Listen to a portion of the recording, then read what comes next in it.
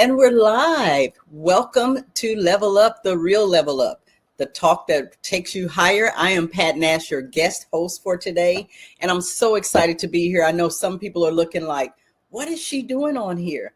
That's because the real Level Up, keep it locked in, has a special show for you today, and I'm super excited to be here. I'm here for it.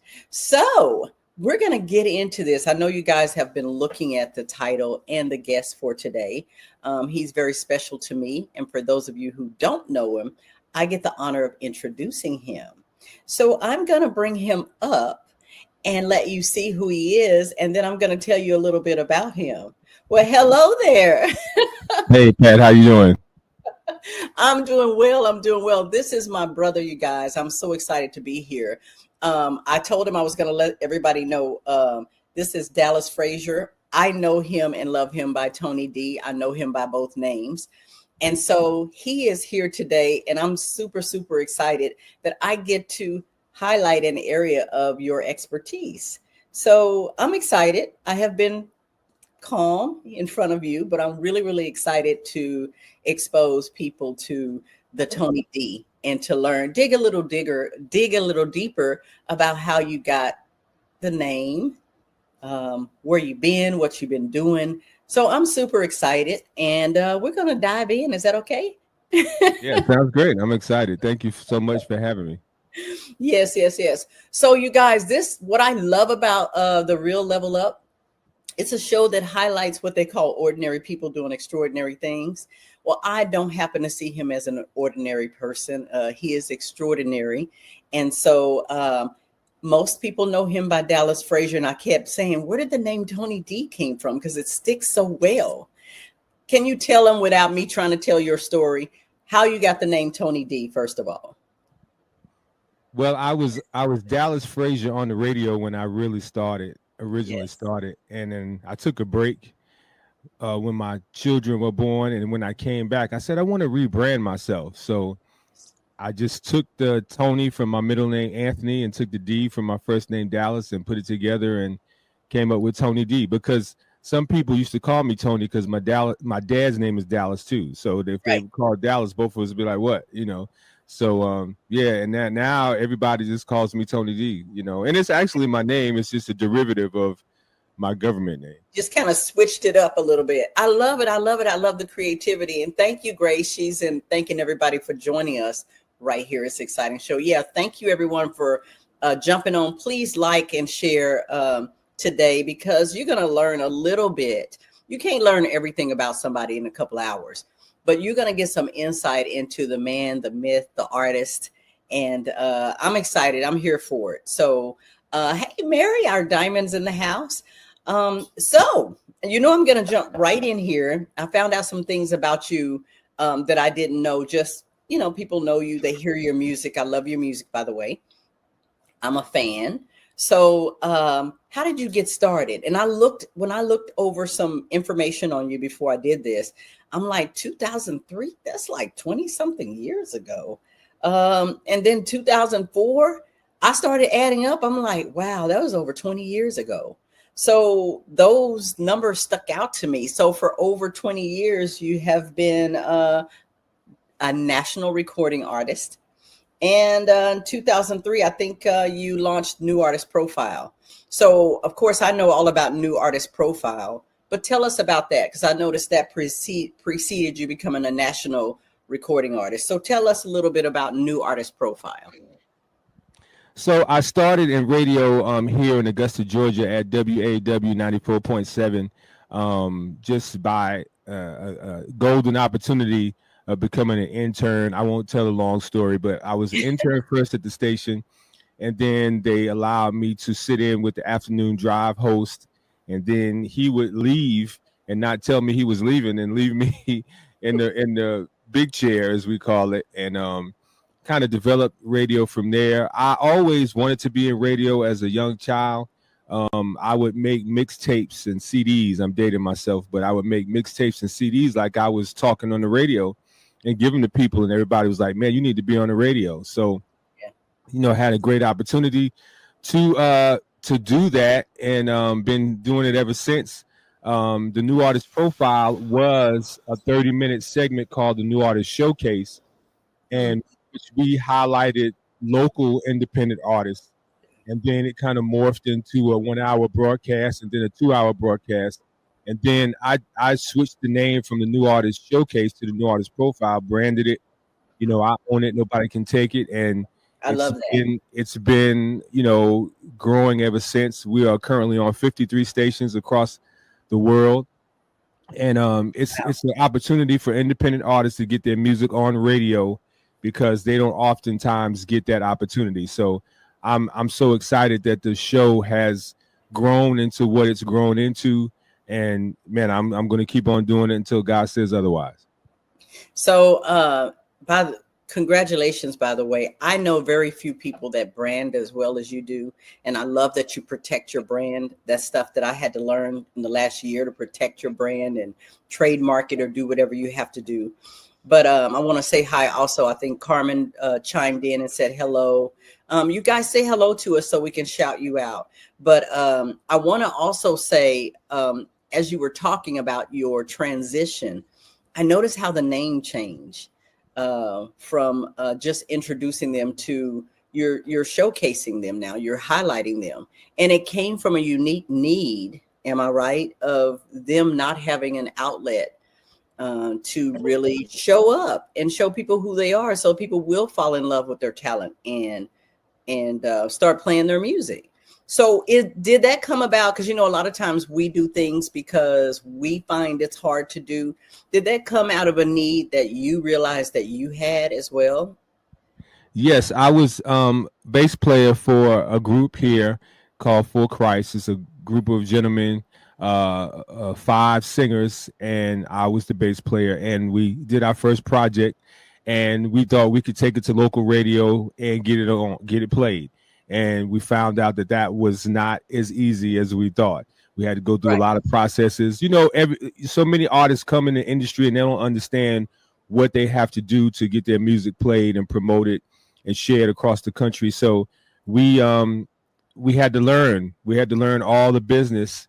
We made many mistakes, but one of the reasons for me developing the New Artist Profile was from that opportunity that we had to endure of being told, no, you can't have your music played on the station that we are in the city with, So that's why I'm so excited about the New Artist Profile, to be able to, educate the artists, tell them what they need to do, and have a platform for them to have their music played. I love it. I love it. Also, hello, Tamara. I think Tamara said hello to everyone. So what I love, and you guys listen, you're going to get a lot of nuggets from this because Tony, as Miss Angie says, is a very talented man. And then your voice is nice. I mean, the reason they said you should be on radio, you have a nice quality voice. And so you playing music is cool, but it's cool to be able to hear that voice sometimes. So I know a lot of times I hear it in rap and all of that, but I love music. I love live music. I'm a music lover. So when I hear your instrumental things, I'm just as excited. But it is cool to have that good quality voice to add to it as well. Mary said, yes, your voice is quality. So you have a lot of fans. I know. Thanks, you Mary. Already know that. You already know. That. So I'm going to go a little bit into what creates that, because there's a lot of artists out there and maybe they're not motivated to do what you do.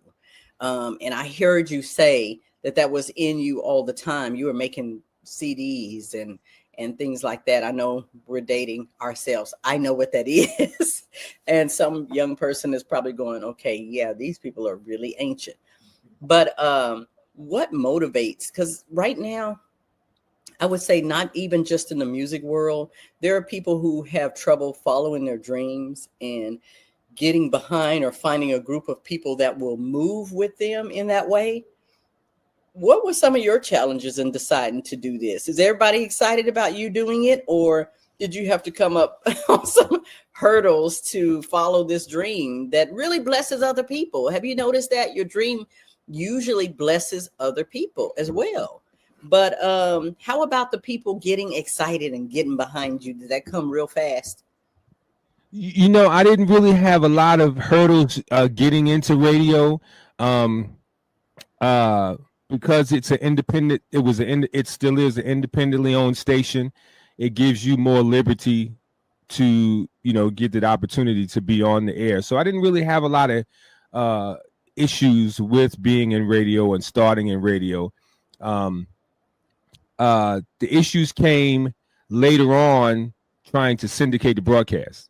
I was going to say, we're going to get back to that. See, I'm not used to jumping in this break, but we're going to get a chance to be blessed to hear a little bit of your music. So we're going to take a break and we'll come back and I have more questions for you. So let's do this.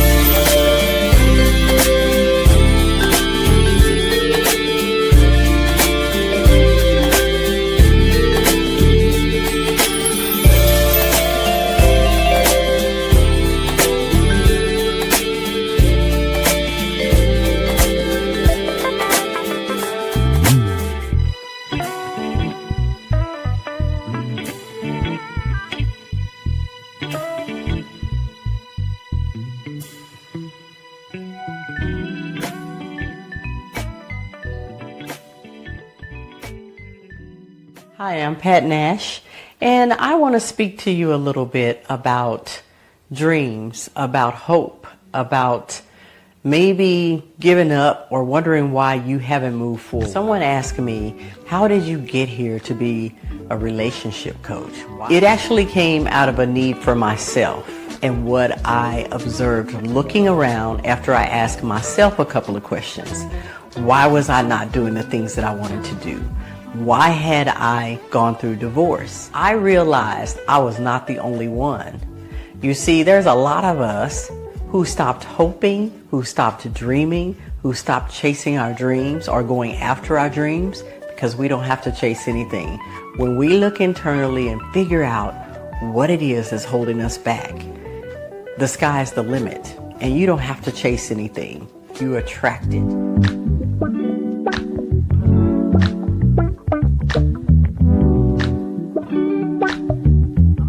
Some tough love today. If you have a goal of wanting to lose weight, build muscle, build a booty, whatever it is, and you're not going to the gym or eating enough protein or moving your body enough, progress, but you got to stay consistent with it. You can't just show up once in a while. If you want to lose weight, if you want to see that transformation by summertime and fit in the dress and fit in your jeans and feel hot and sexy, do the work.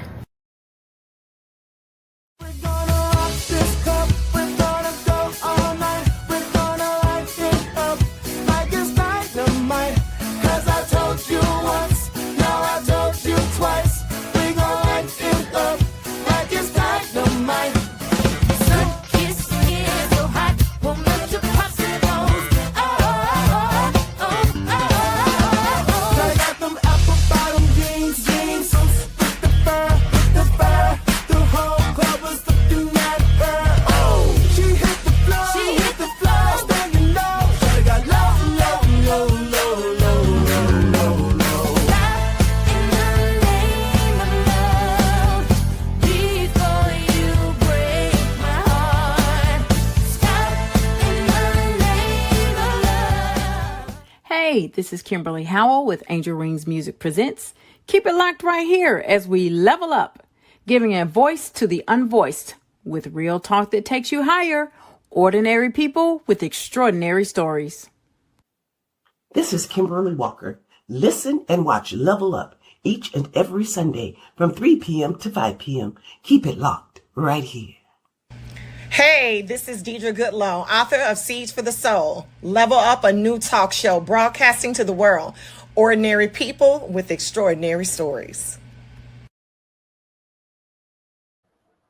And we're back. Wow. So I have to tell you, I was over here jamming. My dad would say that is driving music. Yeah. That's what I like. It's driving music. Driving music. I don't know what that means, but I get the vibe. It's like it keeps your mind entertained. So you're not sleepy, you're in it. So if you're just coming back, you guys, you can go back and listen. That was titled Beautiful One, the first song we played on the break. And you know, my first thing is, okay. She said, love it. Why I wrote Hope After Divorce. Oh, this song is why she wrote Hope After Divorce. I think that's what she's saying, which is a book, I'm guessing, Miss Tamara. So what inspired this title? Because I'm hearing the music and of course I'm jamming, but when the title is Beautiful One, what inspired the title? Did the title come before the music? You know, people are wondering how that comes about. Or did you just get in it? And yes. So on that exclusive project that's only available on Bandcamp, I tell why I did the songs and why I titled the songs. I always do my music first and then I put the titles after. And so I was listening to that final track and I said, man, this is a beautiful song. And so that's how I came up with it called Beautiful One, because I just thought the track was beautiful. Okay. And that makes sense. But you know, when you're not a music writer, but I write, but I'm not a music writer, you wonder what comes first, the music or the title. And I think sometimes in me writing, like regular writing, not music, the same thing happens. You know what you want to talk about, but you don't know how to give it a title until it's almost practically done. And I think it's how does it make you feel? It's kind of how you title it. Does that make sense? Right. Exactly. That's exactly. So have you ever, I have to say this first, have you ever had a subject in your mind and say, this is so important to me, it hits me here, I've got to create some music for this, like the opposite way? Yes, I wrote a song called Rest that Imelda actually sings about maybe 2-3 years ago. And I was at a point where I was just so busy. I was mentally tired, physically tired, emotionally tired, wasn't taking time to spend with God. Couldn't hear his voice, couldn't figure out what direction to go in. And the scripture said, cast all your cares on me. Right. Because I was going through a lot of stuff, worrying about this, concerned about that. And I just realized that I hadn't taken time to rest and spend time with God. So that song was it was a testimonial song. So yeah, that I had the title, I had everything, because I knew it was talking to me first. And I pray Yeah. that as listeners here, that they can identify with them being in the same situation. Because sometimes we get so busy with life and we focus on the obstacles and challenges that we have to go through till we we ignore God's voice, we ignore wise counsel from our friends, because sometimes God brings people in your life. He doesn't always speak to you, like that, but he'll bring somebody in your life, and then we ignore them, and then we're wondering why we aren't getting any answers. And God's like, well, I just sent Sally Sue over there, you just kicked us to the curb. So that's where that song Rest come from. So yeah. I can so appreciate that. As you were saying that, I was like, okay, let me write this down because I cannot miss this point. You said you wrote Rest because you were tired and you couldn't hear from God. What I love about that statement, a lot of us, and I'm going to add myself, I like to give my own testimony. A lot of us get so tired and so bogged down that we cannot hear properly because we're tired. It's almost like kids that are crying and acting a fool, and the parents be like, they just tired. They need to go lay down somewhere. We underestimate the power of rest. And I think that's even a scriptural thing, to rest in me, to take my rest, to lay down. I mean, I think about all these scriptures where he had to literally tell the prophet to go lay down and take a nap, get some rest so you can hear. So I love that. And I love that when you're spiritually grounded like that, when you don't know what to say, you go back to the one who says, any man lacks wisdom, let him ask. Right. Exactly. You got to be hearing, you got to be listening. So I do appreciate that. That was a big nugget, you guys. I don't know if you missed that, but if you did, in his testimony, he's like, a lot of times we ignore people that come to us with the answer. We even ignore God giving us the answer because we're tired and we're trying to do it in our own strength. That's what I heard from that. I don't know if I got. No, you're on point. It's exactly yeah. Yes, and then my sister's like, that's why music can assist with rest and connect with the divine. It can. I think about I think it was Saul that was vexed a lot, and he had to call David with music. I mean, the newly appointed king had music in him that calmed the one who was going out and he was coming in. You know what I'm saying? So I think sometimes we underestimate the power of music. So and I think we're in a place in the culture now where music is very important to our mental stability. I have not ever can I remember a time where so many people are dealing with anxiety, so many people are dealing with stress, especially young people, being overwhelmed. And I listen to the music that is on regular radio nowadays, and it troubles me just listening, trying to listen to it, raising two young children, trying to listen to it to see what they are listening to. I can't stay on those channels too long, so I think about music of the 70s and 80s, when some songs are timeless that whenever they come on, you automatically feel good. You automatically smile on your face. I like Earth, Wind, and Fire. How many times can we listen Beverly to Maze? How many times can we listen to Before I Let Go? How many times can we listen to I'll Take You There by the Staple Singers? Those songs, and I'm not saying they were perfect, those individuals who made the song, but it was I think the place and the time that they were creating these songs is such a different environment now. Music and music can determine your state of being. So when I'm creating a song, I always think about that, because I don't have a lot of lyrical songs. Most of my songs are instrumentals, but the instrumentation and the frequencies of music can really determine how your mood is going to be changed after you hear the song. So I think, man, we really need to focus on what we're putting in our ear gates, That's powerful. I mean, people look at me crazy when I was like, that's why I don't watch the news. Well, how do you know what's going on? Because my spirit will let me know what I need to deal with. but I don't see a point in filling my spirit and my soul up with negativity that I can't do anything about. I'm not the ultimate person in charge of this whole thing that's going to make it work. I'm in charge of me and making sure I am in line. And a lot of that stuff I can't put in my spirit and continue to give positivity. So a lot of it I don't know about you. When you talked about music today, I've heard good beats and I'm just jamming to it. And then I'm stopping like, what did they just say? What did they just say? Oh Yeah. yeah. Same thing. I'm like, yo, that's crazy. It messes like, it up for me. It's like, it what does. did they just say? Did they really say that? Yeah. Do they let them play this like that? I'm just amazed sometimes. So I even have to guard that at times. That's why I think I like old school so much.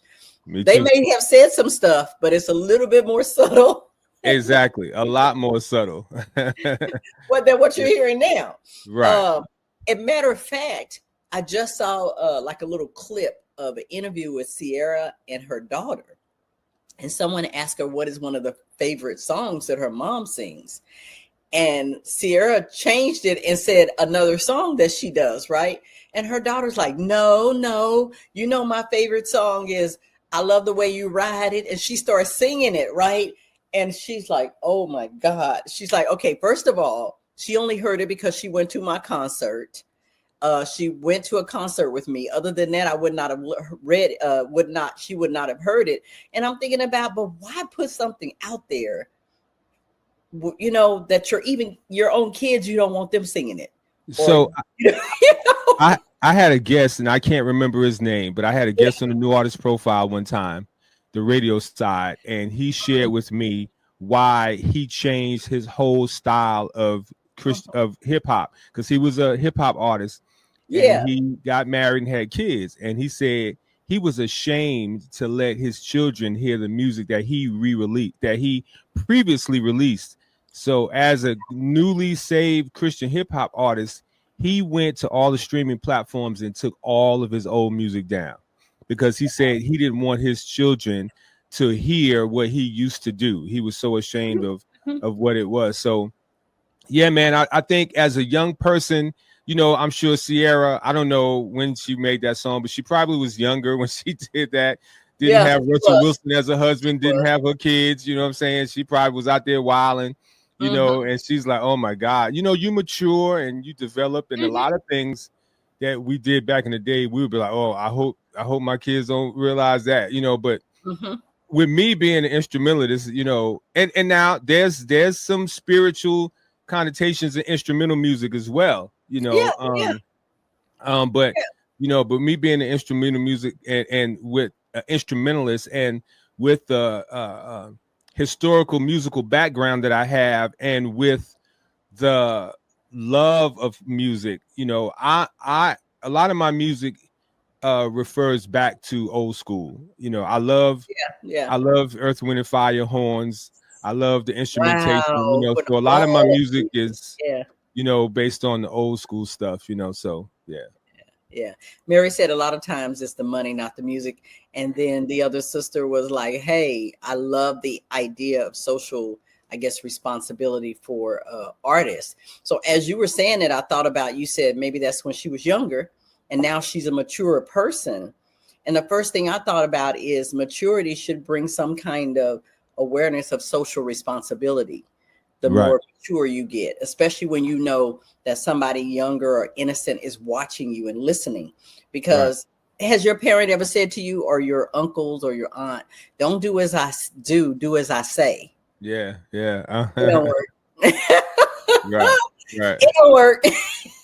You find yourself doing exactly what they're doing, especially if they're your influencers, not necessarily doing the opposite. Now, I'm not going to say it doesn't happen, because a lot of people, I think Todd sent me a post saying something about a lot of people are examples to me. I watch them and I know exactly what I don't want to do. Oh, right. Looking at them, I don't ever want to be like that.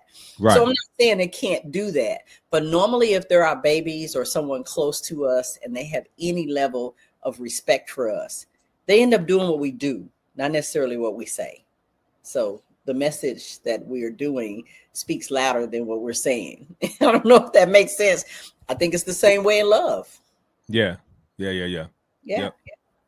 So If you had to give any new artist, or give me some advice that you would give new artists coming up now in the Christian realm that want to get their music out, because I know you talk to them all the time. Yeah. Wow. It's so much that we would be on here all the way into my show. But one of the first things I would have to say is initially do your research about the industry. Mm-hmm. Don't be so quick to feel like you have a song and you have to put it out and you want the people to hear it. Do your homework. Research the industry first, even before you put the music out, and have a budget to be able to promote your music. Because you're a business. If you're an author, you're a business. If you're a motivational speaker, you're a business. That's true. If you are a restaurant owner, you're a business. If you're a radio show host, you're a business. You have to have a budget to do what you have to do. And so you can't come into the industry with no money and no direction. So those are the two things that I would really focus on, and telling artists to build that foundation. That's what definitely has to happen. And I actually wrote that in my book, Lyrics to Limelight, which is available on Amazon. Shameless plug. But yes. No. Please tell us. Lyrics to Limelight. Lyrics to Limelight. Yes, from from studio sessions to stage lights, a guide to success in the music industry. Well, that should be the first thing. Like I say, what advice would you give them? Go get my book. Go get right. All of it in there.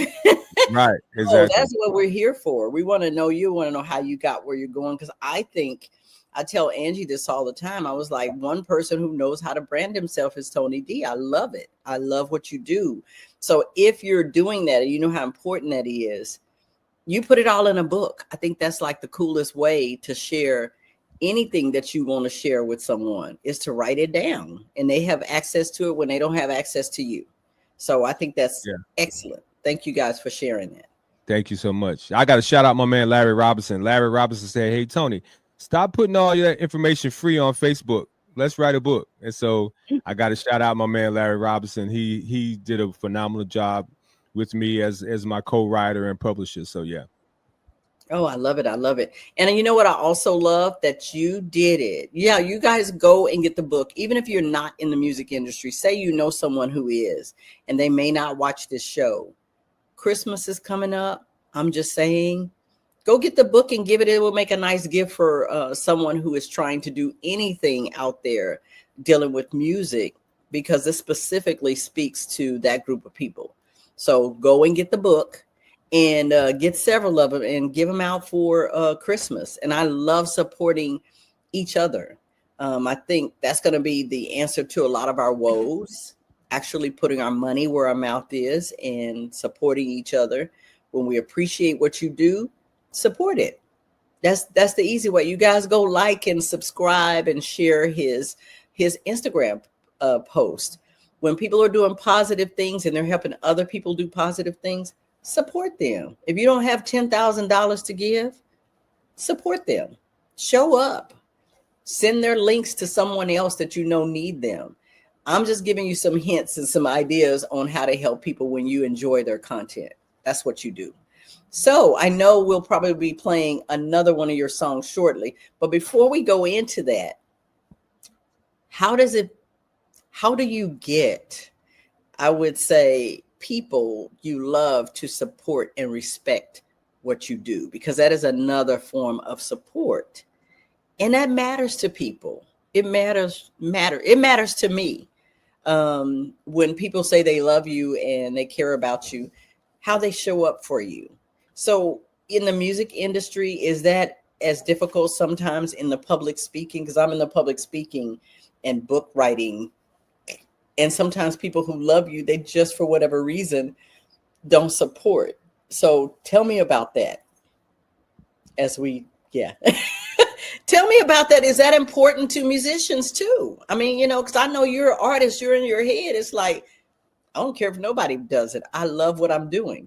Is that the case? Or do you really care what other people think, or, people you love and care about? Well, yes. Wow. It's that is yes, support from the people that you love to me is important. That's what Mary said. Very important. I honestly, and I hope none of my family is on this. I don't really know how many people actually know what I do. I think they know roundabouts what I do, but I don't think they know what I do. I don't think they know what I've created, how broad God has allowed the platforms to be, and to actually really take the time and become a supporter and a fan of what I do. One of the things I had mentioned to my pastor, and because it has resonated with me, we find out about what people do when they die. When we go to their funeral and we read their obituary, and then we're like, oh, we didn't know they did this. Oh man, they had this degree. Oh my God, because we don't take the time out to know who's in our circle and what they have accomplished, because we become so common to our family members. So we just see, oh, that's Anthony. Oh, that's Dallas. Oh, that's Tony. That's whatever. We see him. You see me in the grocery store. You see me, at the laundromat. You see me. So you don't really even know the totality of a person.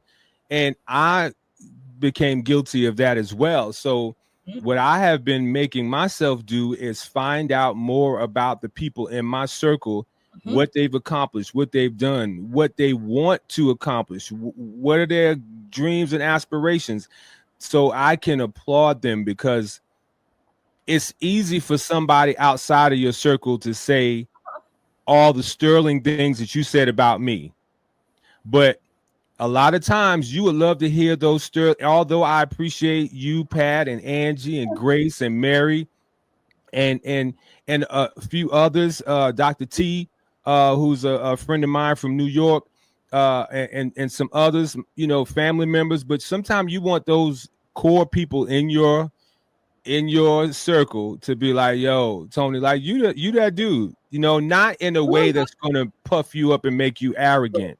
Right. But it's to acknowledge that you have surrendered yourself and allow God to pour in things in you, and you also were cognizant enough to open yourself up to receive what he pours into you, to allow these things to come to fruition. Because so many people hear what God has placed in them, realize they have talents, and don't operate and act on them.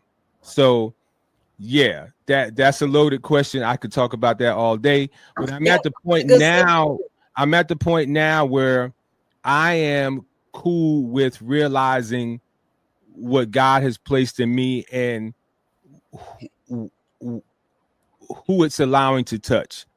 So yeah, I hope that answered your question. It does, and you're right. I asked the question because all of us that are doing something that we consider worthy, like a lot of times our dreams, I really believe this, our dreams and our passion that is placed or ordained for us spiritually is not made just for us. You can tell where it came from as to how many people it services. So like you said, I mean, that's the thing. You love me, take care of my folks, right? You had the issue, so you realize other people had the issue. It became your passion. I wanted to make sure that people love and understand what love is and what real relationship looks like. That was an issue of mine. And now I have a passion to help others. I know that where that comes from. That's a good thing. So I know where that comes from. So a couple of things I was thinking about, though, when you said that. You heard the quote, you have to dance with the ones that bring you, or the one that brung you. A lot of times we do have to appreciate those people who appreciate us, because the one we're looking for it from is not necessarily going to come from them. You know what I'm saying? But you still have to keep doing what you're doing. And go ahead. I have to say that you helped me a couple of weeks, maybe a month ago, on that particular, because I was on your show. And after the show, we have our little talk where we talk about another 2 hours after the show. And you shared that with me. So you helped me with that. So thank you, because that was good. I just had to let you know that you helped me. You'll make me cry over here. No, no, but I don't know if this is a scripture, but you comfort people with what you've been comforted with, if that makes sense. And so I'm able to move along and do what I do because I'm no longer looking for it from family, from siblings, or I'm not looking for it. If it comes that way, praise God, but I'm not looking for it from them. And then I had to ask myself this question: Am I better than Christ? I mean, he said it himself. A prophet is not without honor except in his own country. So in other words, you got honor everywhere until you go home. That's where you don't have it. And I don't know if it's familiarity, hey, I know you when you used to pee in the bed, or I knew you when, I really think I think that's what it is. And it's easy to fall into that because you know the ins and outs about an individual.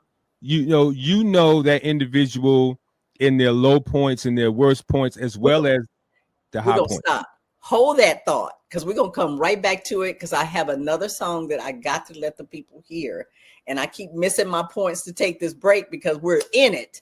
But hold that point about other people supporting you. We're going to listen to this song. We'll come right back. For all my people at the barbecues, backyard parties, it's your boy Tony D on the radio. You know what time it is. Let's go.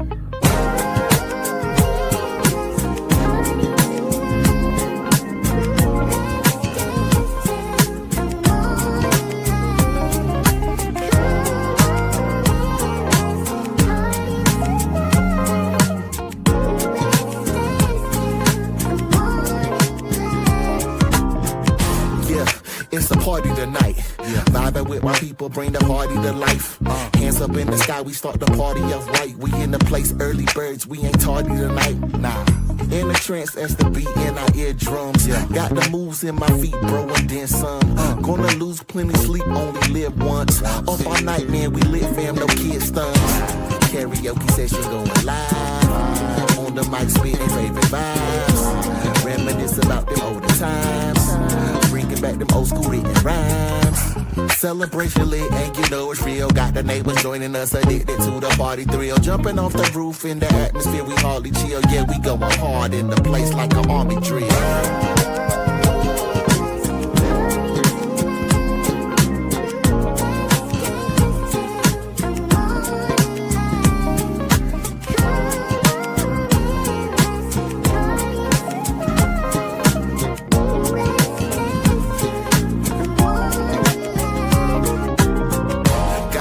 In the ranch with the dogs pouring. Cause a party ain't official with no George Foreman. Everybody on the dance floor feeling good. Cause we living for the moment, we ain't living hood. Soul Train line getting in a groove here.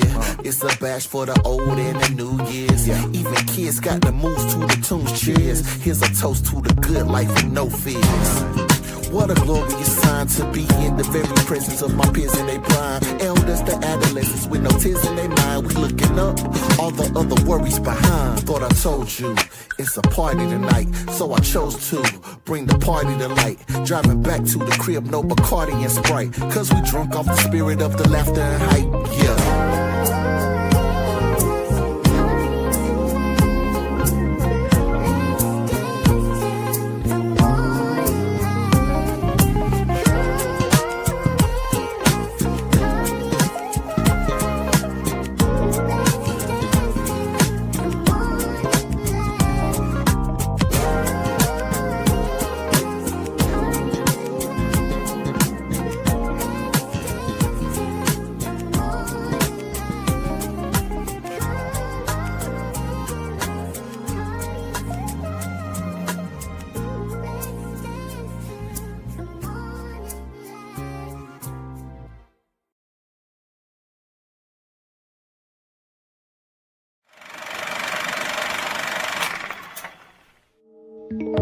They said it was wrong to promote me,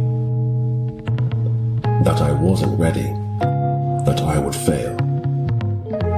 Those who have betrayed me must pay. You're the first black agent. Don't be the last. Revenge is all I have left. The CIA cannot get involved, so you're on your own. Aren't we all? I'm a man who gets what he wants. Just get me the money. You have 24 hours.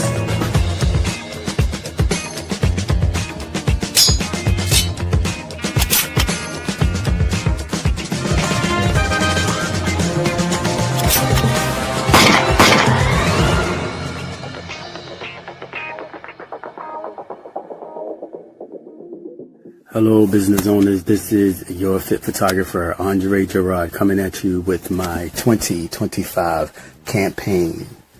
The goal is to promote and empower her enterprise. Yes, the goal is to elevate women of color in business. On March the 1st, we are set to launch this new campaign, and it doesn't matter what your business is. Please contact us at www.andregerardphotography.com to book your consultation. Let's make this an amazing year. Follow me on all social media at Andre Gerard, your fit photographer. Soy Udanis y te invito a escuchar cada domingo de 3 a 6 de la tarde Level Up, sube el nivel. Gente corriente con historias extraordinarias. No te lo pierdas. Hi, this is Terry Cummings, 18-year veteran of the NBA. Keep it locked right here as we level up, giving a voice to the unvoiced with real talk that takes you higher. Ordinary people with extraordinary stories. Hey y'all, this is Candace Stevens, state of Georgia real estate broker and founder of Day After Foundation Incorporated, where we are transforming the transplant experience. You are vibing with my people, Angie from the B and Mr. Scribe. So level up each and every Sunday from 3 to 5 p.m. Ordinary people with extraordinary stories. And we're back. So, I was over here dancing in my mind. I had a whole line dance to this song. There actually is a line dance to it. I was going to say, if you don't have one, somebody said there is. So, you have to teach it to us. So that's going to be the challenge to get the Level Up crew. It's real easy. I asked, shout out to Peter Terry out of Wilmington, North Carolina. I said, Peter, don't make it challenging for us non-dancing people. And so it's real simple. It has 4 little steps. It's not too hard. Well, you're going to have to send me the video, or if she hasn't done or he hasn't done a YouTube video, you have to send it to me so I will know it. And I think you should challenge people that don't normally dance. I'm not going to say no names. Look, I need to see y'all a little few minutes video recording yourself doing this dance and send it to Angie. Yes. I don't say anything because Grace can Mary get it. Yes. So I'm just saying. I think we need to do that. I started something, so we'll handle that off. We'll handle that off of here because we're already in trouble for calling her out.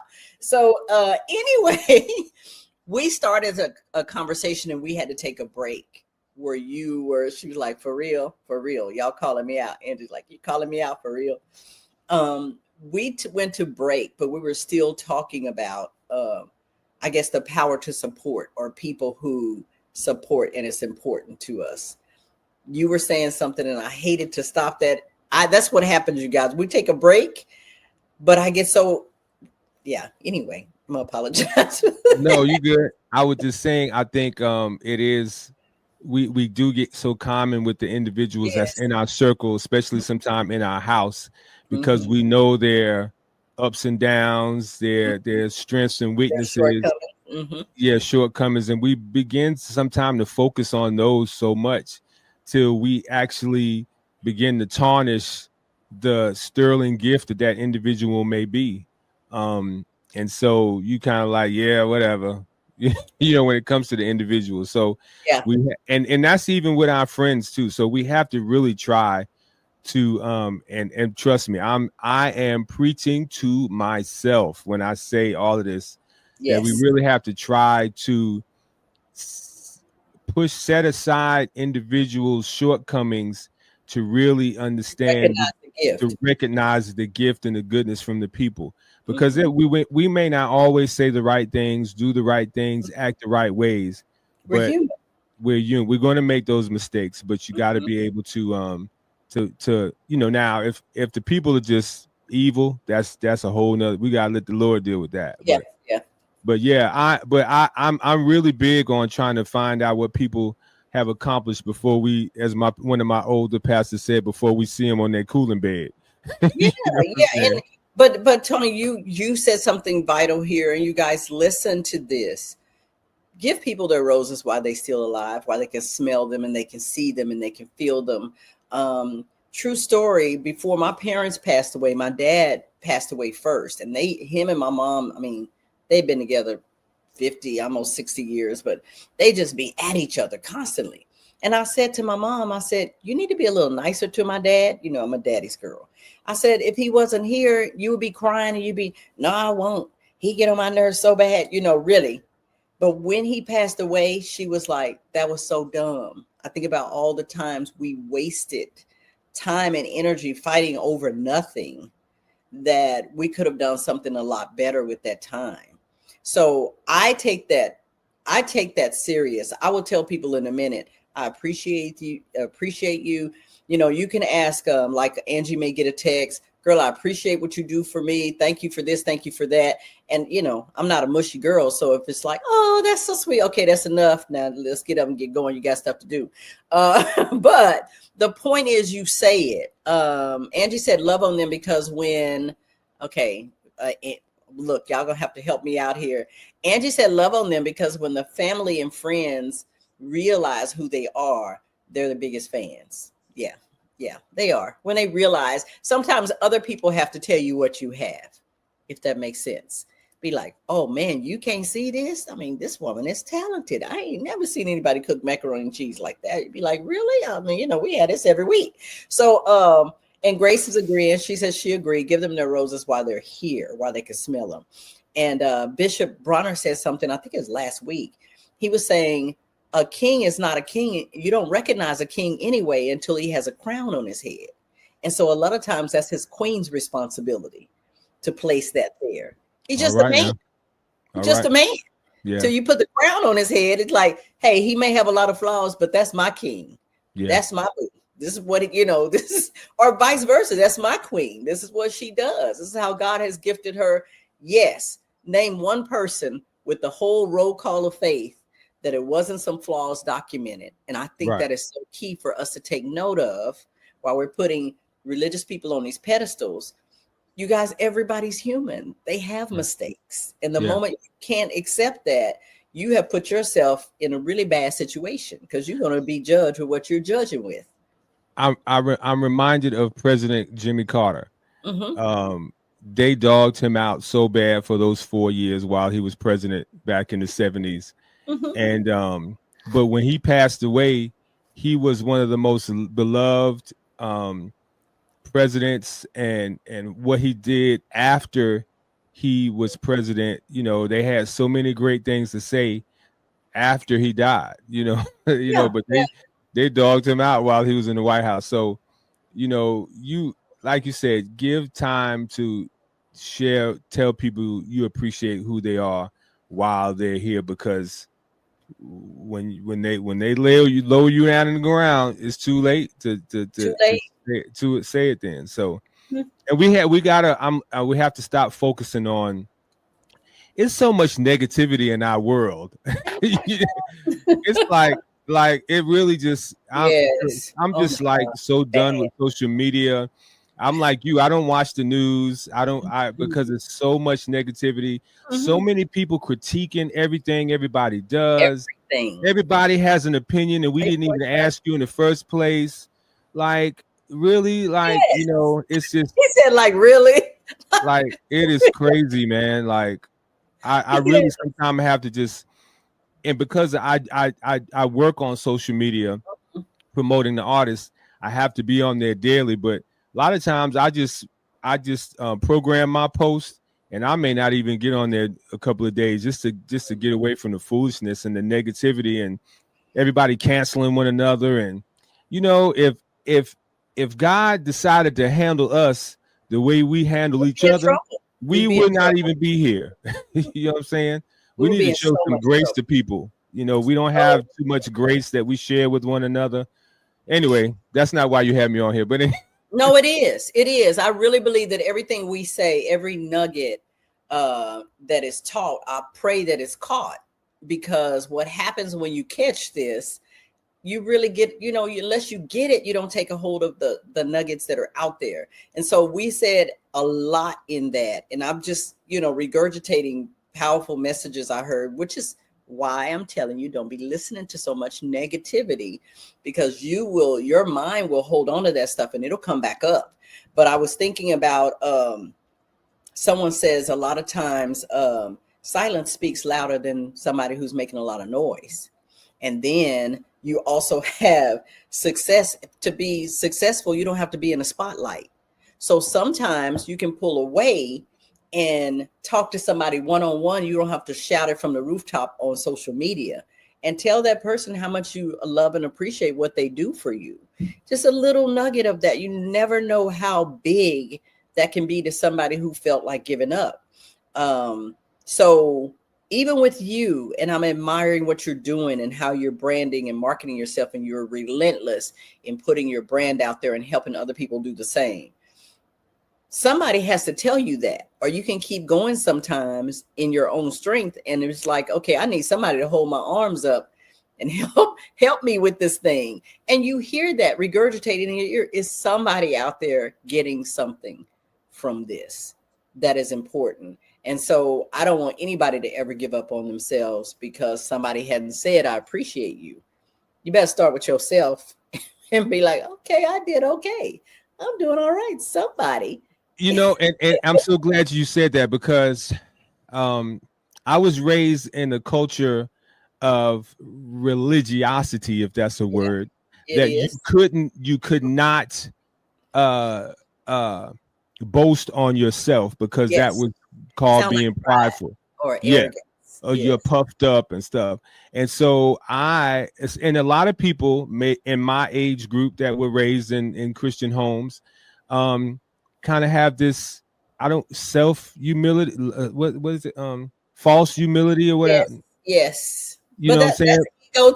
That's ego too. So, but I think it's okay to say, you know what, man, that song I produced, that joint was fire. Like, it's okay. Like when I listen to Party Tonight, to be able to have a vision of a song in my mind and then have it come out as polished and have my team, Damian Merle and Sam Purpose, and that's on fire. Like I should be able to say that and not feel made feel like I'm being puffed up or they throw that what Paul said, do not think more highly of yourself as you are. He said that's for a specific purpose to a specific people for a specific reason, but we use these scriptures so much out of context, and we need to applaud ourselves sometimes. Pat, you need to applaud that you've written books and you travel and you're blessing people with what you do,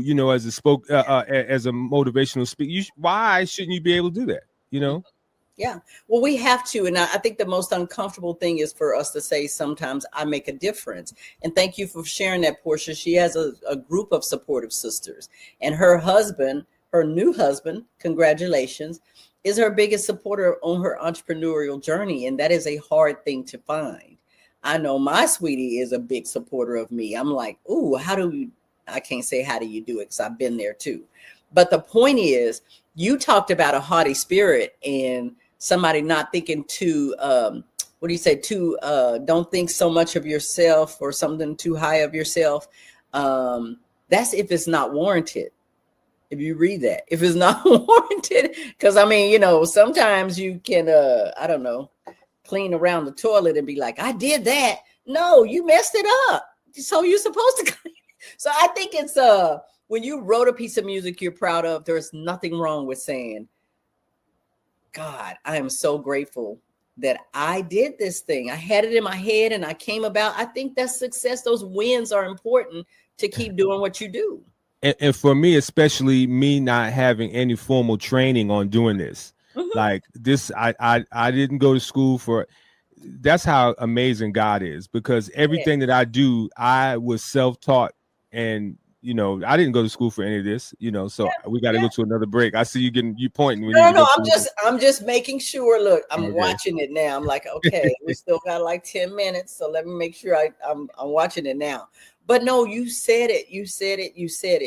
It is so important how we speak to ourselves. That's why we got to guard our ear. We got to watch who we put around us. I give people grace when they mess up. They have grace. They may not have access to me because I know when you're exposed and you know who people are, believe them. And I don't think if you want that kind of an energy around you, you don't have to have that kind of energy around you to love them. Keep their jacked up self over here for a minute. Love on them and pray for them. You see them, you know, hug them or whatever, but they ain't got to be at your house day and night, and they ain't got to be in your ear day and night either. So I'm not going to be an advocate or a supporter of keeping that kind of, I call it cancerous energy in you, because it will snuff out and distract you from your calling. So you got to keep people, like-minded people around you. I ain't saying move out your house. People, listen to me. I ain't saying move out your house if your spouse ain't there yet or your kids ain't supporting you. I ain't saying that.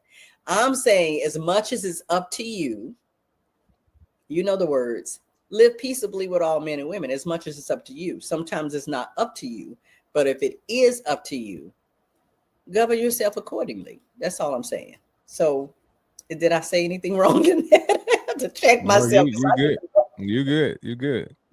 I get to go in and be in trouble like, oh Lord, did I really say that? But so I appreciate what you do. And is there anybody in your life that has been a inspiration to you that maybe you have not told them? Or maybe they don't think they're an inspiration. No, I always tell people that who whatever they did, whether big or small, I always let them know. I let them know, all the way from the first person who gave me an opportunity to be on radio to everybody, because I'm a reflective person, and I get to, I'm an only child, so I guess a lot of times I get to myself, and I rather be by myself most of the time because I'm only child. But when I get into those moments, I think about stuff, and you know, and I've even reached out to people on social media that I hadn't said I appreciate you in years, you know, to let them know, and they're like, "Where's this coming from?" Like, no, I was just thinking about, you know, you. Yeah, I'd be nervous. X, Y, and Z. Like, you know, I just want to let you know that, you didn't have to, because see, here's the thing: when people do things genuinely, they don't have to do it. You need to let them know that they appreciate it. You know, it's sometimes people do stuff, they're not getting paid for it. They, you know, it doesn't take a lot of time just to say thank you or to, you know, say something on social media about them or whatever. I mean, especially, you know, I think we need to take time out. So to answer your question, there may be somebody I have overlooked, but I do my best to make sure that whoever you are that helped me along this journey, I'll let you know I appreciate you. So yeah, and if he missed you, he's saying it now. So for those who may be watching, look, if you know, I appreciate you. yes. So let me see. How are we doing on time? We still got a few minutes. I'm like really cautious of it now. So with that being said, you pretty much try to tell everybody. What about receiving it? Is that hard for you sometimes when it comes out of nowhere? And I'm saying this because I was in a setting last night, and I call him my adopted little brother.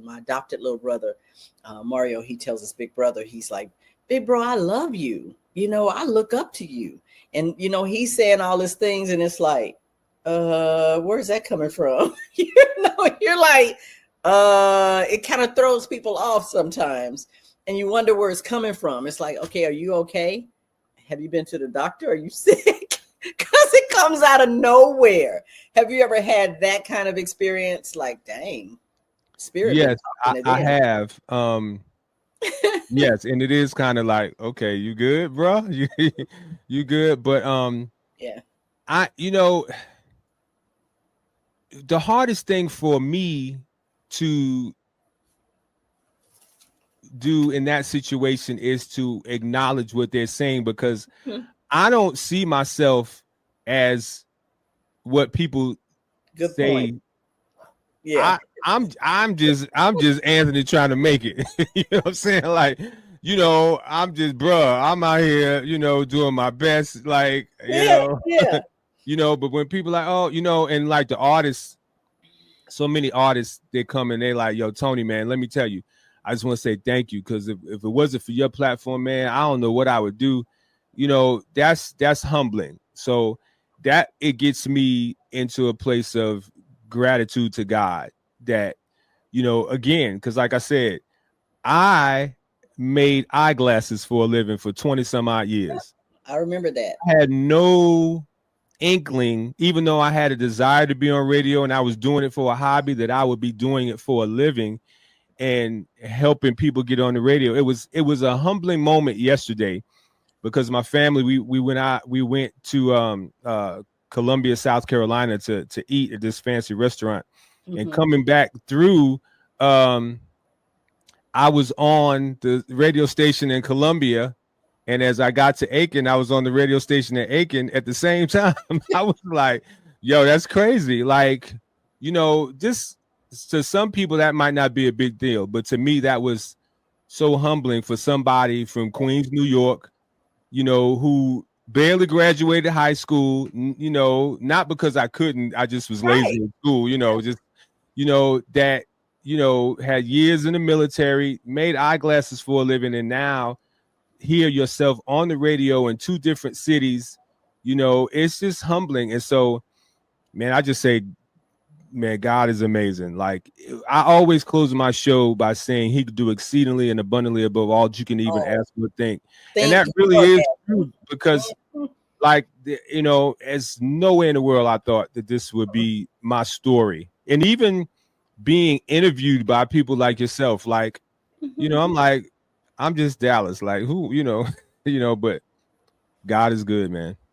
Well, I think it's so cool that other people see it a lot of times before us.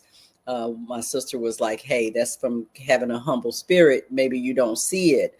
But I think sometimes it's, Sister Tamara said, that's from having a humble spirit. Sometimes we don't see what other people see in us. So, and I think too, it's from past hurt and trauma sometimes, because people will tell you, who do you think you are? You know, you ain't this, you ain't that. They'll say that. Oh yeah, I've been told that. Yeah. Oh yeah.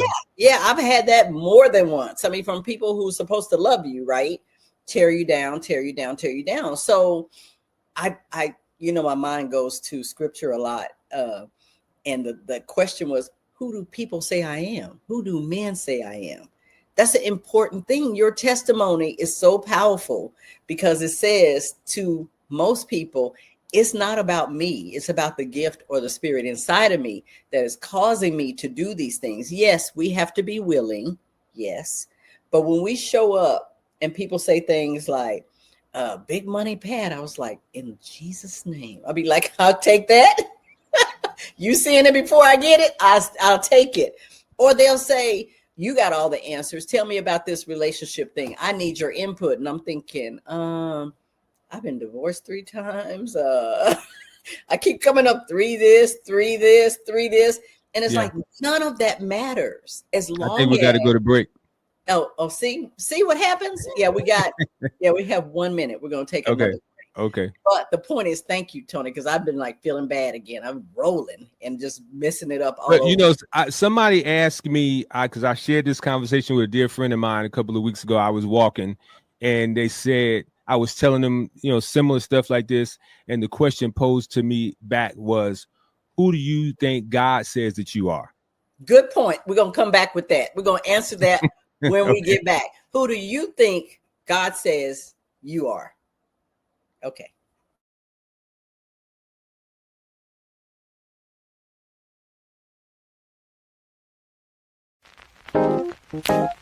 Hey, Daddy. What's up, Mason? I like this beat. Yeah, I like it too. What you gonna call it? I think I'm gonna call it Keep It Funky.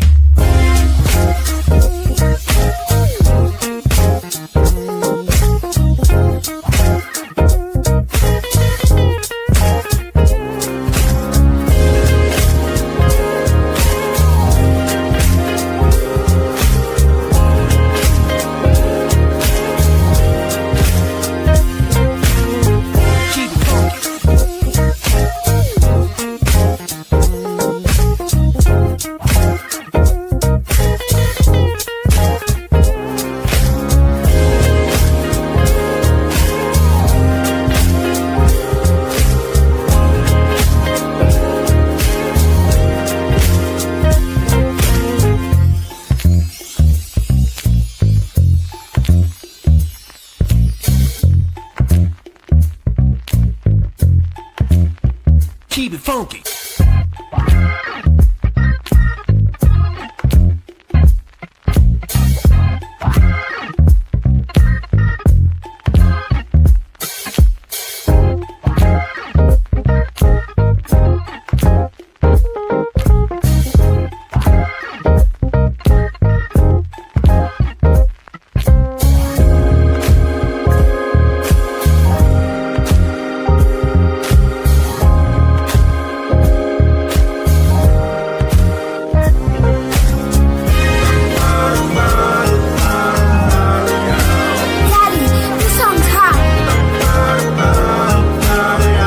Sing with me, Mason. This your line.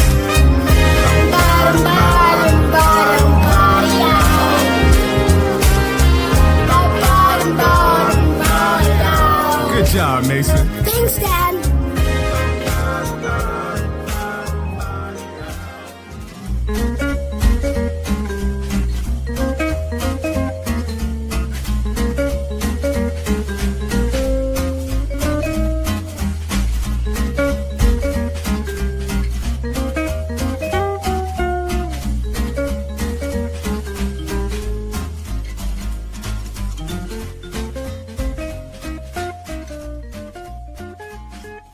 Stop letting food be the center of your universe. Stop letting it control you. Stop making it the center of your world. When you start putting it in the center and always do things based on food, like you're only going to travel to certain places based on food, you're only going to eat this because you're emotional, or you're not going to eat this because you had a bad day at work, whatever it is, stop making it the center of your universe. When you do that, it's going to be harder to break that habit, and it's going to be harder to stay consistent with good foods, healthy foods, whatever, because you're associating certain foods with certain activities in your life. Stop that.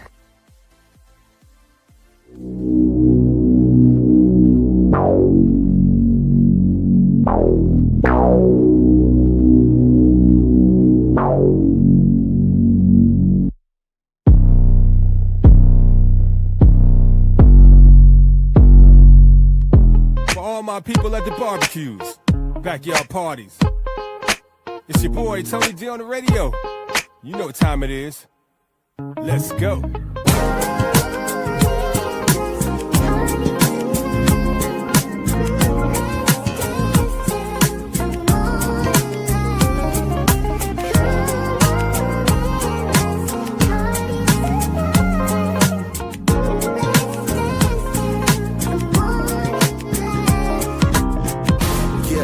It's a party tonight.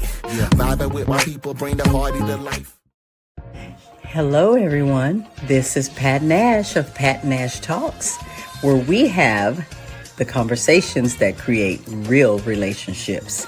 I'm here every single Sunday, 8 p.m. Central Time, 9 p.m. Eastern, and you can find us right here on Level Up Nation.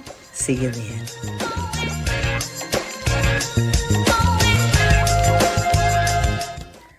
Get inspired with real talk that takes you higher.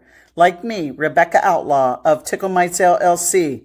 Level Up, Sundays from 3 to 5 p.m. Ordinary people with extraordinary stories. Hey, this is Shantia Warren of Hams Farm and Assurance Wellness. Keep it locked right here as we level up, giving a voice to the unvoiced with real talk that takes you higher. Ordinary people with extraordinary stories. This is your girl, Deidre Goodlow, author of Seeds for the Soul. Listen or watch Level Up each and every Sunday from 3 to 5 p.m. Keep it locked right here.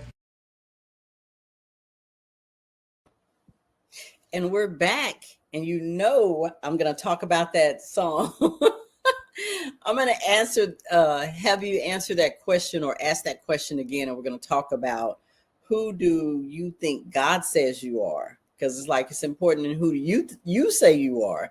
And then it's important who people who love you say you are. But who do you think God says you are? You know, this may sound crazy, but I'm still asking God for that answer. Yeah. No, yeah. I'm still in that place. Okay, God, you know, who do you say I am? You know, yeah. So I'm glad that my friend stopped me in my tracks and like, skirt. you know. So yeah, I'm still asking God and seeking God for that. And you know what I love a lot of times about spirit, about God, about Christ, they will ask us things in question. Like, not that they don't know the answer. They really want to hear what our spirit says about who we are. Like, for instance, when he asked the question, where y'all been? Where you at? When you looking for him, where you at? It ain't that he don't know. He Right. wants you to tell him where you at so that you Right. can be aware of where you are right now. So that's why I thought that question was so important. Yeah. Because you're gonna have to answer that question to Yes. receive it, if that makes sense. Yes. Like, oh, he's gonna be like, this child of mine, let me tell you. She be way out here sometime, way over here. But the point is, when it's time to get in line, that's where she be. You know what I'm saying? So I hear that question and I was trying to answer that. So I'm fixing to talk about Mason a little bit. I love that you used your son, right? Right. Your son's voice, and you had him pulled in on that record. How did that happen? How did that come about? So, I was in my studio, in my home Mhm. studio, and when he was younger, he doesn't do it too much now because everybody, all the kids are on their devices. But when he was younger, he would come in and be like asking me, "Daddy, what's that? Dad, how you do that? When you make that?" And I'd be like, "Come on, get out of here!" I'm in work mode. Yeah, Like, I'm working here. yeah. So one day I was like, "Come here, Mason," because he used to sit in on when I was I did the afternoon drive show. He would sit in sometime and take me to commercial break. So he's not afraid to be on the air. Yeah. So I said, "Hey, come in and say this," and come in. And so that's how it happened. And when I tell you, and I think he was about 8 or 9, he's now 13. But when I hear that song, I always get choked up. That is so, Oh, so precious. yeah, it is. You You know don't what get I'm saying? those times back. Like, I'm gonna play it for his family when he's like 40.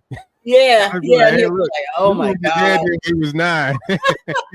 Before the voice started changing. Right. Mary said one of your sons picked out Mike's song. I don't know if it's Mason. Was it Mason who picked out one of Mike's songs? It was Miles, actually. Yeah, Miles. Yeah, Is Miles older than Mason or Miles younger? is 2 years older than. Yeah, Miles is 15, but he was vibing on energy. Yeah. Okay.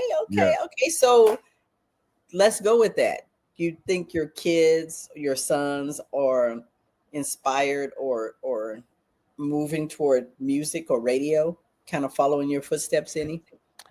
Mason is in the band in school, and I'm so proud of him because he's in the 8th grade, but he's playing in the high school band, so that's an major accomplishment. I don't know about being on broadcasting. Miles, I don't think he would be. He's Mr. Football, but they both have a great appreciation for music because it's what's played in the house. Old school and gospel. So they love the music. So yeah, I don't think they'll take up the mantle. But you never know. No, never know. Mary said our children are sometimes our greatest critic, which goes back to the point. They're not going to necessarily do what you say. They're going to do what you do. And it may not be in the music industry. Y'all hear me out. If your kids are not following in your footsteps, God has given them their own trail. Just encourage them in what they do to be the best at what they do. They don't have to do what you're doing to be great, but they have to find their own way, because sometimes it's like, well, I want them to take over the business. I want them to do what I do. I want them to take over what I'm doing. Why am I building all this? It doesn't matter whether they take over what you do. The spirit is what you want them to get. Because a lot of this stuff, hey, my mother and dad never thought about doing what I'm doing. And I love them and I love what they did and how they raised us. My experience with them was great, but I wasn't interested in what they're interested in, and what I experienced pushed me into what I'm doing, and I, as an individual. So I think I my hats off to you for even allowing him in the studio and letting him see what you do. Don't get me started about how important it is for fathers to show up in their kids' life in some kind of way. So hats off that he got a chance to do that, and he will hear it. That's going to be amazing.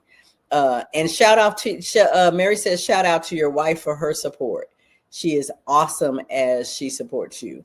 I didn't get the pleasure to meet her. I think Angie and everyone else did who was there, but hats off to Mrs. Frazier as well for what she does. Because a lot of times it doesn't necessarily have to be in the studio or doing this or doing this. Sometimes it's just delivering the kids where they need to go. You just said you helped her to get food in the house. It could be going grocery shopping. That support is huge. As someone who lives alone and runs 4 companies and be stressed out half the time, it's huge to have someone even in the house that is taking something off of your plate. It's a big deal. So, hats off. We won't forget to say that's right. Hats off to the queen of the house for what she does as well. Right. Yes. So you said something else that I skimmed over it earlier. You said I had no formal education. A lot of us can say that, especially entrepreneurs and people who have vision and dreams. They have no formal education. And I think about all the excuses we could give people. Well, I ain't have no degree in that. I didn't get my degree in public speaking or in psychology, or I do count the 30-some years of experience, but it wasn't formal education. It was, I want to say self-taught, but I want to say self-caught and spirit taught. That's a big deal, because a lot of times, like I said, the questions will come only to allow us to dig into ourselves. So spirit will ask you some questions as you're walking along this thing. What could you have done differently? What would you give? What would you do if you get the opportunity to do it again? Things like that. You have to catch it though. So those are the most successful people. Probably 95% of the country's millionaires are self-taught or self-educated in some way, which is why I really believe in personal development. But go ahead. Totally agree with that. And also a lot of the millionaires and billionaires got it in their later years. Yes.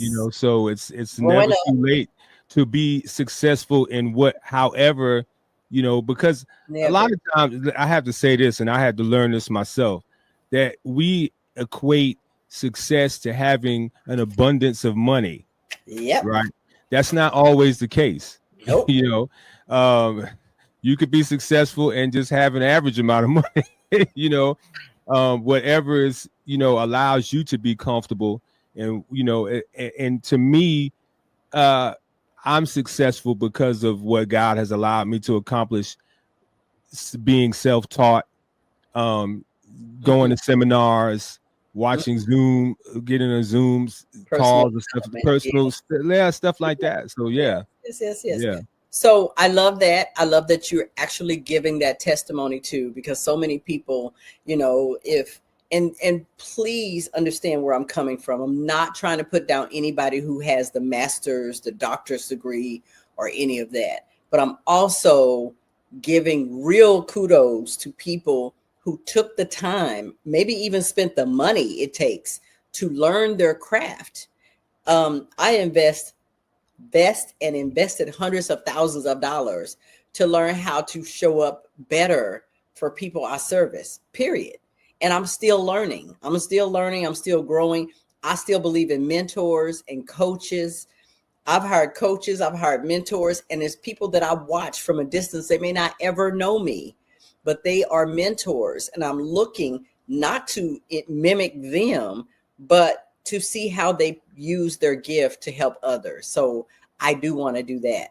So if you have a mentor or someone that you looked at, not saying you're cookie cutter cutting yourself out to be them, but do you have people that you looked at in your life and say, wow, this person, I want to be like them in certain areas? You know what I'm saying? I want to be like them. No, definitely. I have from the radio. Well, first of all, let me back up my dad.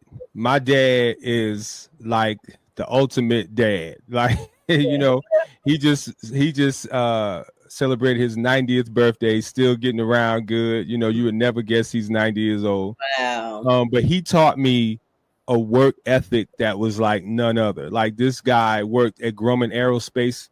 He built the space. He worked on the space shuttle. He worked on the lunar module. He's worked on the F-14 fighter plane. And he went to work for 29 years, and he always brags that he was only late once, and that was because we had a big snowstorm. Wow. He never called in. He went to work sick so many days. He exemplified a hardworking African American brother. He taught me, how to be respectful in the home, how to work hard to provide for your family. So that's the first person that I got to shout out. And he's not on social media. He's not, as he says, he's not on Facebook. Yeah, that's that age. It's like, I don't know what it's called, but I'm not on it. But I got to shout him out. But in radio, I never met this guy. But in New York, if you're from New York, and I know Dr. Tamara is, Frankie Crocker was one of the most iconic radio personalities back in the 60s, 70s, and 80s. Mm-hmm. And his voice on WBLS was the voice of radio in New York for quite some time. And I emulate a lot of what he does and what he did and how he introduced music. So never got a chance to meet him because he passed away. But yeah, he's somebody who I emulate. And then Harry Hughes, who was here locally, he's the one that really told me, look, Tony D, stop trying to be somebody else. Just be Dallas on the radio. Just be this guy that's have us laughing here in the studio. This guy cutting up. Just be yourself. Stop trying to be, And so when he gave me that liberty and I was comfortable in just being me on the radio, yeah, so him. Now, musically, as far as production, my dear friend and brother, Damian Merle, Wilmington, North Carolina, he has taught me so much about music production, how songs should sound sonically, how to put a song together, how to write a song. Man, he has done an amazing job. He's even helped me elevate my bass playing. He's made me reach outside of myself because I'm a church bass player. You see my basses in the back, my three babies. I'm a church bass player. I'm used to locking with the drums, playing behind the choir, doing the thing. But he's pushed me out of my comfort zone to be a more of a soloist. And so, yeah, shout out to him.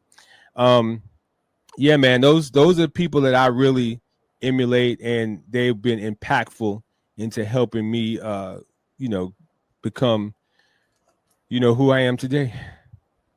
So, yeah, shout out, because you will be, think about this. This is the humbling thing. You will be somebody else's person. Like even in branding, I could say, I've been watching Tony D. I want to do what he does. I like a lot of stuff that he does in this area.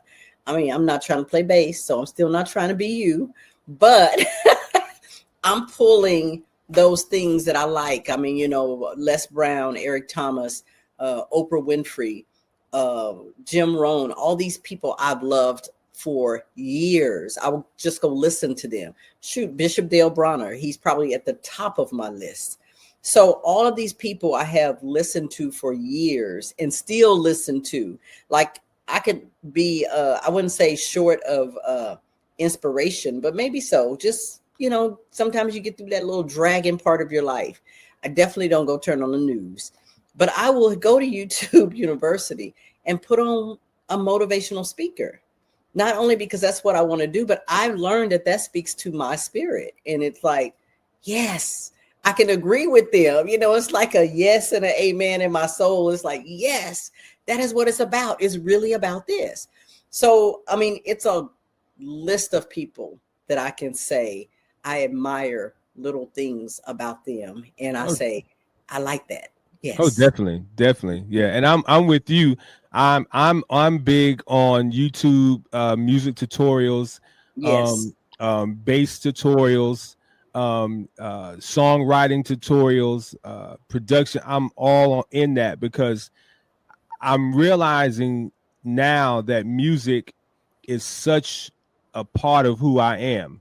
Yeah. And I'm realizing now that from an early age, I didn't even realize it was who I was. Because it's funny. I remember as a child, saying what songs should be next released from projects. I never forget.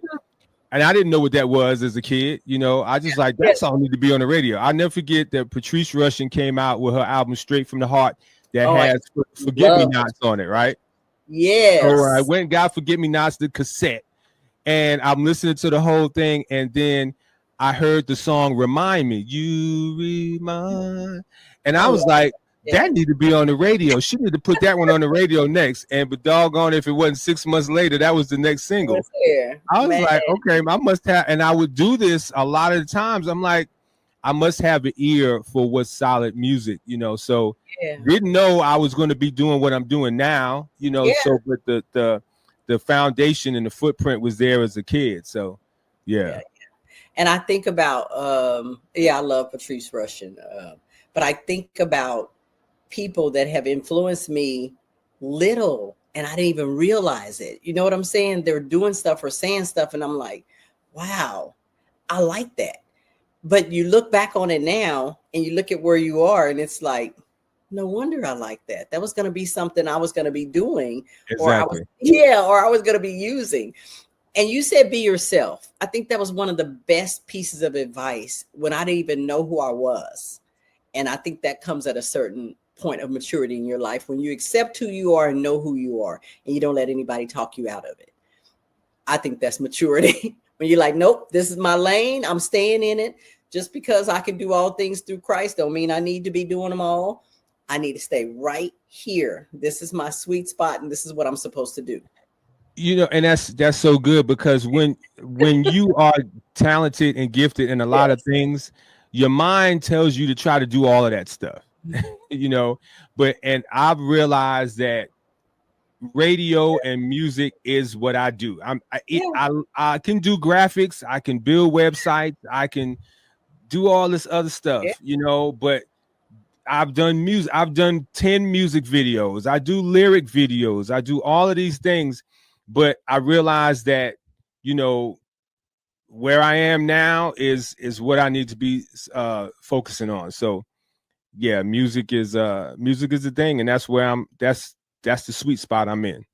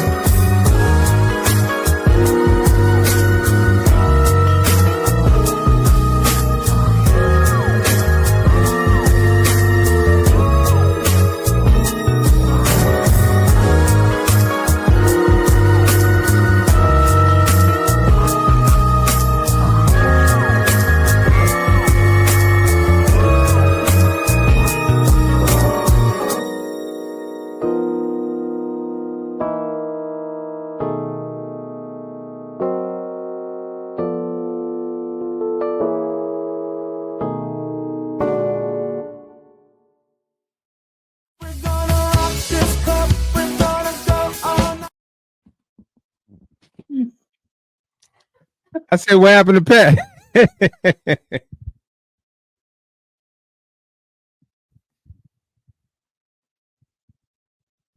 Well, ladies and gentlemen, that was my single Summer Night Groove. Hope you guys enjoyed that one. It's available on all streaming platforms. All of my music is available on all streaming platforms, as well as my personal Bandcamp page. You can go to tonyd2.bandcamp.com and you can check out all of the music there, everything that you've heard tonight. But most of the songs are streaming on digital platforms. What's up, Pat? You're back. I love that I'm back, you guys. I apologize. I'm not in my studio. I'm off. I'm somewhere else. And so in my studio, I always have my all my equipment plugged up in the same outlet. But anyway, we had an adjustment that needed to be made, but I'm back.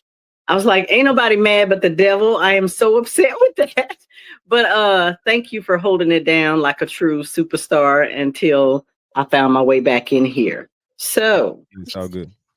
I'm not going to miss a beat. I promise you I'm not, because we were talking about, where were we at? We were talking about mentors and people that we follow and people who follow us and look to us for that kind of influence as well. And so look, what did I miss? And I'm going to jump right back into it. I didn't want to not finish that thought about the importance of having mentors and importance of having people that we can learn from and being that as well. So yeah, what I was saying at the end was knowing being that sometimes people are gifted and talented in multiple things and you want to try to dribble and dabble in everything, you know, and you just got to focus on one or two things and just make that work for you. So that's what I've had to learn how to do, because I've tried so many things and been fairly successful in a lot of things, but you know, now it's just my radio programs and my music production and helping independent artists. Those are the things that I do and I'm focusing on, and that's where I'm at in this season. But then that makes you even better at it, because it's like, you know, you've heard of a jack of all trade, a master of none. I don't think that's a compliment. When you're trying to do everything and you haven't mastered anything, I think it's so important to master something and to stay with it. And people know you for that. Like, I know who to go to for this particular thing. Another message that was shared with me, Tony, a while back. I'm sure it was shared with a lot of people because he gives great messages and inspiration. But he was talking about when we have a dream or a vision in us, the devil or negative forces cannot stop it. That is our destiny, as who we are. Cannot stop it, but what they can do, they can use the tool distraction. So they may not be able to destroy you, but they can distract you. When I tell you, I heard that and I'm like, oh my God, that explains why when you're trying to do great things, people act up on you. They start acting up and it's like, where did that come from? Something might break down, anything. But our superpower is focus. And so if we can remember, this is just a distraction. This is not stopping anything. It's a distraction. Recognize it for what it is and come right back center and focus on what it is we're called to do. And I heard another, I think Bishop Bronner said this as well. People retire from jobs. You never retire from purpose. It's what you will do until you are translated home. When you find your purpose and that passion kicks in, that's the stuff. I have a saying that I have trademarked. See, I'm learning from you. I've trademarked that my dreams keep me awake at night, or my dreams keep me awake. And when you are so focused on your dream, you just show up different in life. Like, I know what I'm supposed to be doing. Right.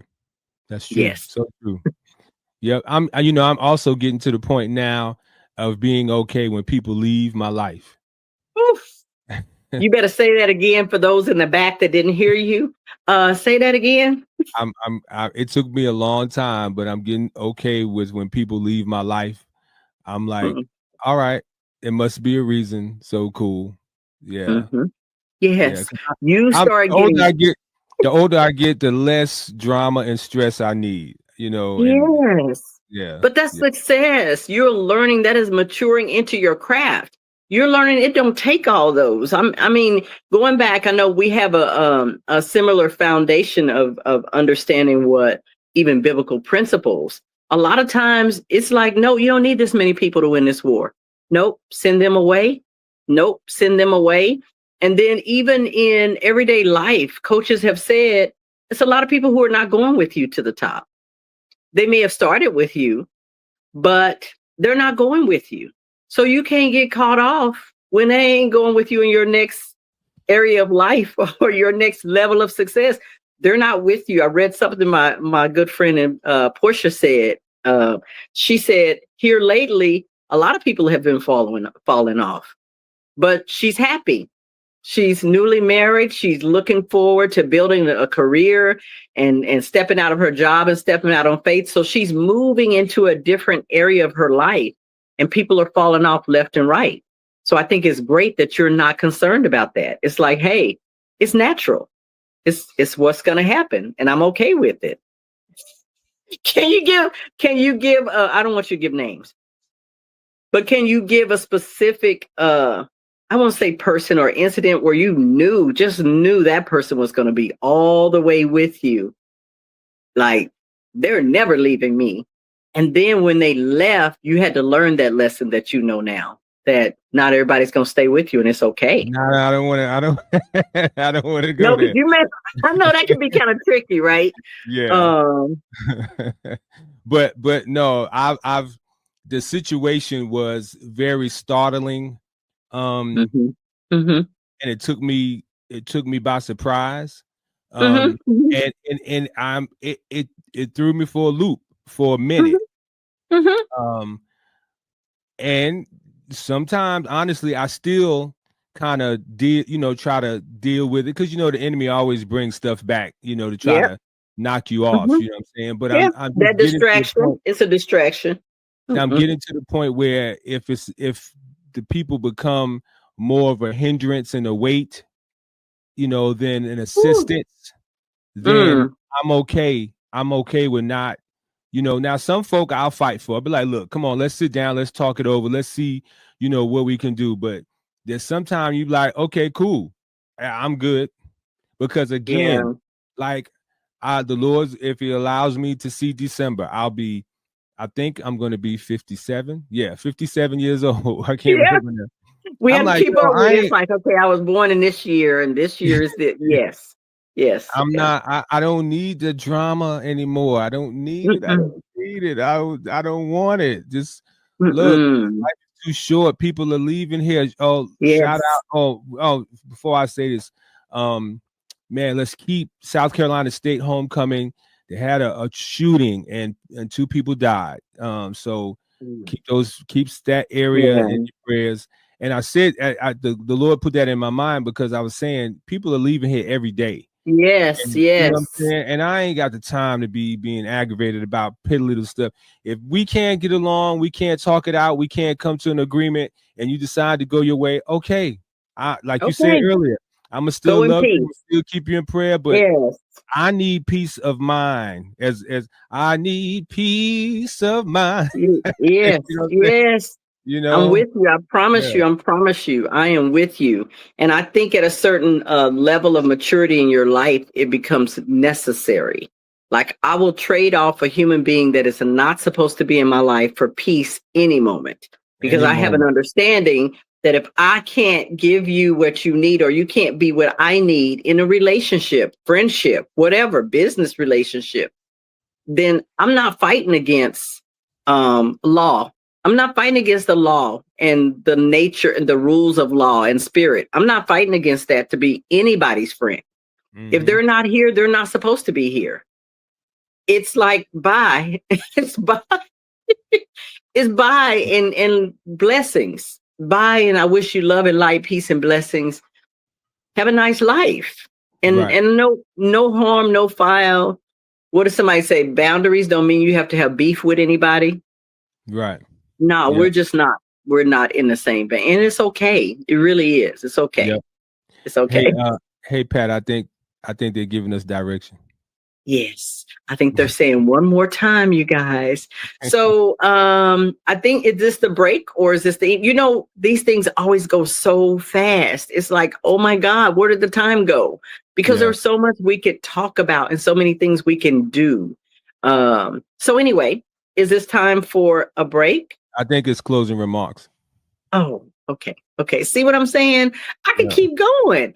It's always like that when we get together, Tony D. So I want to thank you. My closing remark is thank you for finding your passion, for staying in it, and for giving so much to so many people while you're doing your thing. I think that's the true definition of being in community with believers and building I don't know, I wouldn't say a church, but building community with fellow believers is staying in your lane and doing your call and your purpose that allows everybody else to do theirs.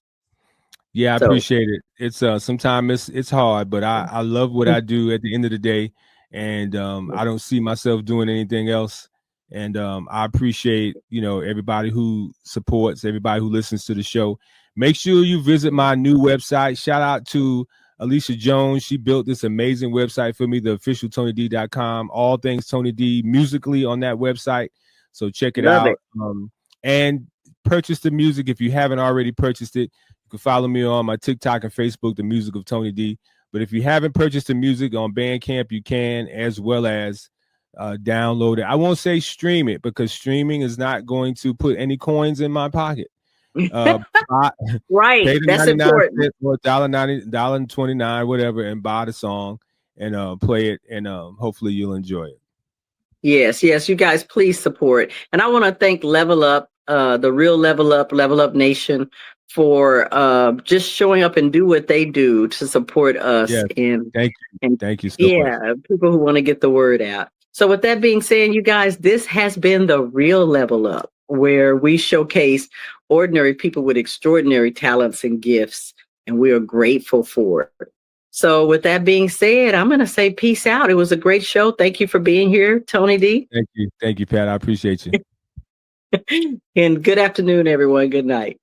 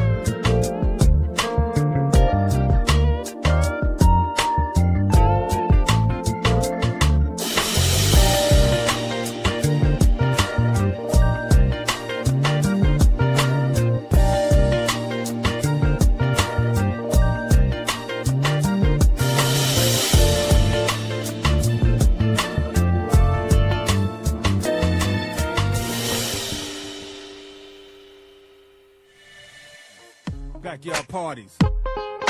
It's your boy Tony D on the radio. You know what time it is. Let's go.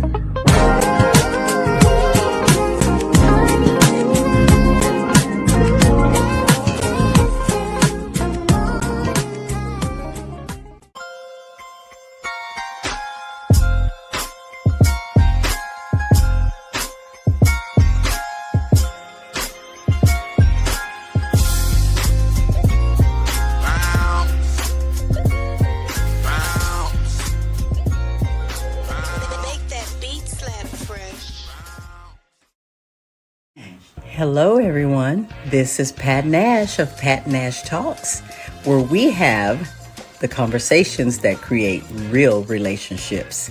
I'm here every single Sunday, 8 p.m. Central Time, 9 p.m. Eastern, and you can find us right here on Level Up Nation. See you then.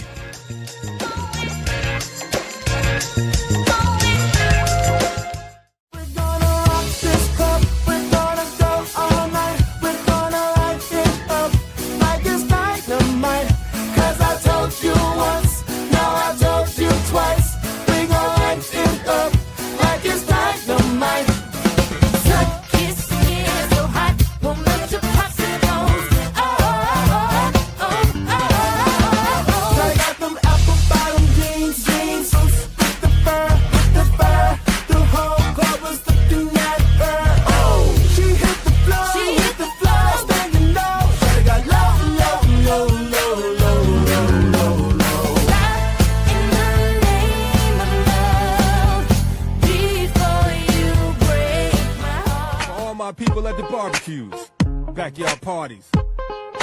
It's your boy Tony D on the radio. You know what time it is. Let's go.